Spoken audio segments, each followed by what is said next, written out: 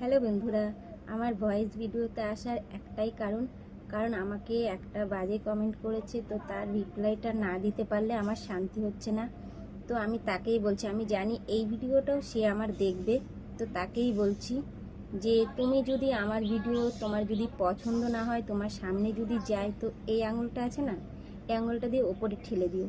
তবুও আমার ভিডিওটা দেখে বাজে কমেন্টটা করো না, ঠিক আছে? আমি কোনো খারাপ ভিডিও করি না যে তুমি বাজে কমেন্ট করবে, তো করতেই পারো, তাতে আমার কোনো আসে যায় না।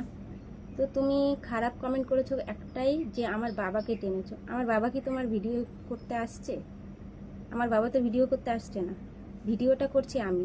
তুমি আমাকে নিয়ে হাজারটা কথা বলো, এমনকি বলেওছো অনেক, তো আমি ইগনোর করে গেছি।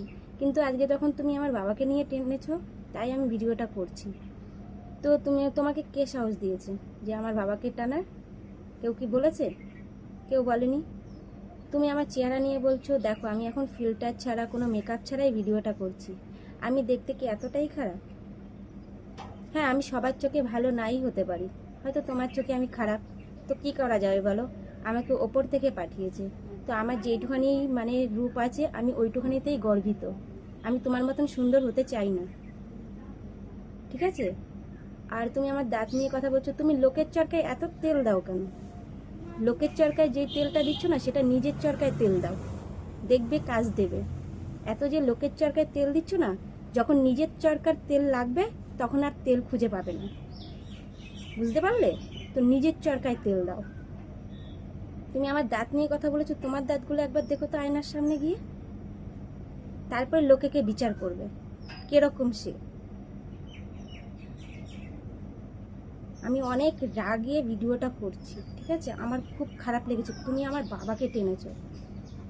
তুমি এতদিন আমার ভিডিওতে অনেক বাজে কমেন্ট করেছো, একটা রান্নার ভিডিওতে তুমি বমির পিক পাঠিয়েছো, সব কিছুতেই তুমি বমির পিক পাঠাও। তো তোমাকে তো বলিনি আমার ভিডিও দেখতে, বলেছি?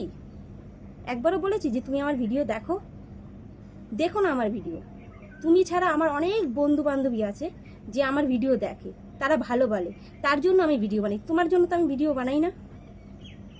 যখন তোমার সামনে যাবে, বললাম না এই আঙুলটা আছে না, এই আঙুলটা দিয়ে ওপরে ঠেলে দেবে, দেখবে না আমার ভিডিও, দেখেও ওই বাজে কমেন্ট করবে না।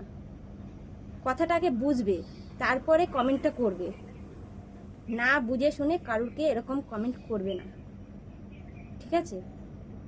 তো সকল বন্ধুকে বলছি, আমি কমেন্টটা তুলে ধরবো এই জায়গায়, যে আমাকে এই কমেন্টটা করেছে। তোমরাই দেখে বলবে যে আমার এই ভিডিওটাতে এই কমেন্টটা কি সাজে।